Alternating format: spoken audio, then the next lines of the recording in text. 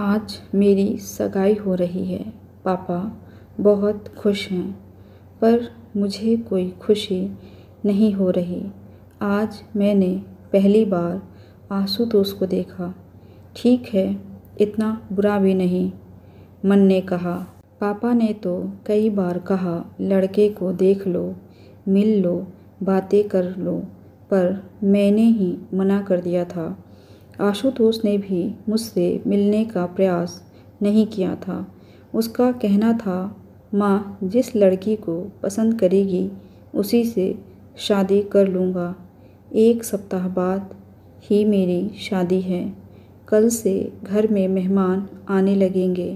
पापा ने मुझे सख्त हिदायत दी थी, कुछ ऐसा वैसा मत करना, नहीं तो मेरा मरा मुँह देखोगी। मैंने भी किस्मत से समझौता कर लिया था। आखिरकार मेरी शादी का दिन आ ही गया। ना चाहते हुए भी मैं सुबह से ही शादी के रीति रिवाजों को करने लगी। उसी समय मेरी सहेली शुभा आई और मेरे गले लगकर रोने लगी। मेरा धैर्य टूट रहा है, बताना क्या हुआ। फिर उसने सारी बात बताई तो मैं भी रो पड़ी। शादी की सारी रस्में मैंने रोते रोते ही निभाई। सबको यही लग रहा था कि मैं ससुराल जा रही हूँ, इसीलिए रो रही हूँ। शादी की सारी रस्में अच्छे से संपन्न हो गई और मैं विदा होकर अपने ससुराल आ गई। पूरे दिन ससुराल में सासू माँ रस्में करवाती रहीं। शाम तक मैं पूरी तरह से थक चुकी थी। रात को मुझे तैयार करके आशुतोष के कमरे में ले जाके सुहाग के सेज पर बैठा दिया गया। सब वहाँ से चले गए। थोड़ी देर बाद आशुतोष कमरे में आए तो मैं खड़ी होने लगी तो बोले, बैठी रहो, मुझे तुमसे कुछ बात करनी है। फिर कहने लगे, मुझे माफ़ कर दो, मैं तुम्हारा अपराधी हूँ। कॉलेज में कुछ गलत लड़कों की संगत में पड़ गया था, जिसकी वजह से मैं कभी पिता नहीं बन सकता। ये सब बताकर मैं अपने माँ बाप को दुखी नहीं कर सकता था। माँ बर्दाश्त नहीं कर पाएंगी। सॉरी। इतना कहकर वह सोफे पर सो गया। मैं भी बहुत थकी थी। जल्दी ही नींद आ गई मुझे। जीवन ऐसे ही गुजर रहा था कि एक दिन मुझे सुबह उल्टी होने लगी। सासू माँ ने देखा तो बोली, आशु जल्दी से डॉक्टर को फ़ोन कर, बहू की तबीयत ठीक नहीं है, लगता है खुशखबरी है। आशुतोष ने डॉक्टर को फ़ोन कर दिया था और माँ को समझा रहे थे, कोई परेशान होने की बात नहीं, इतनी गर्मी है ऐसा हो जाता है, मुझे मत समझा, पता है सब। थोड़ी देर में डॉक्टर आ गए। उन्होंने चेक किया और सासू माँ से बोले, मिठाई खिलाइए माँ जी, आप दादी बनने वाली हैं। ये सुनते ही आशुतोष शॉक्ड हो गए। ये कैसे हो सकता है?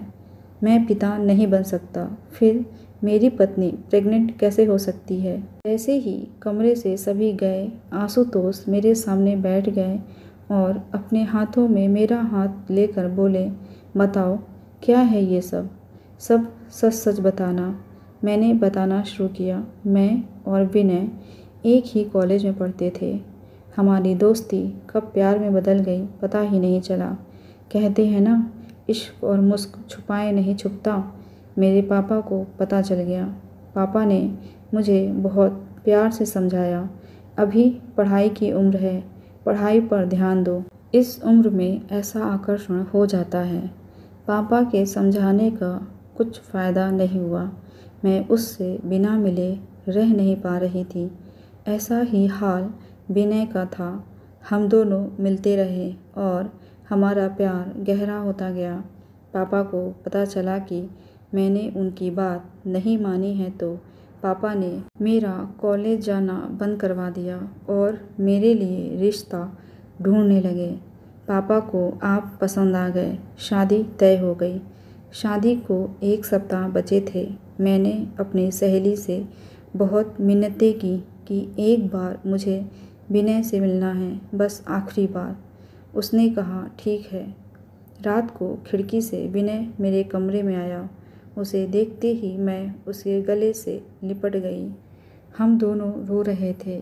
वो मुझे समझा रहा था, मुझे वही करना चाहिए जो पापा कह रहे हैं।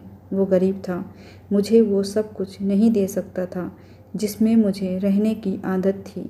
मैं मान नहीं रही थी। मैंने उससे कहा, भाग जाते हैं, पर वो नहीं माना। सारी रात विनय मेरे साथ मेरे कमरे में रहा। हम दोनों ही अपना नियंत्रण खो बैठे। सारी मर्यादाएं टूट गई। सुबह होने से पहले ही वो चला गया। शादी वाले दिन मेरी सहेली ने बताया कि 3 दिन से विनय का कोई अता पता नहीं है। विनय के माँ बाप का रो रो कर बुरा हाल है। मैं भी विनय के लिए परेशान थी। पता नहीं मेरे पापा ने उसके साथ क्या किया होगा। आशुतोष ने सारी बातों को धैर्य से सुना और बोला, जो हुआ वो लौट नहीं सकता।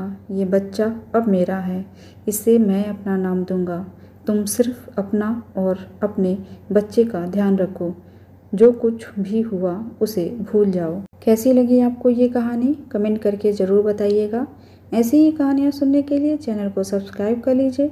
मिलते हैं अगली कहानी के साथ। धन्यवाद।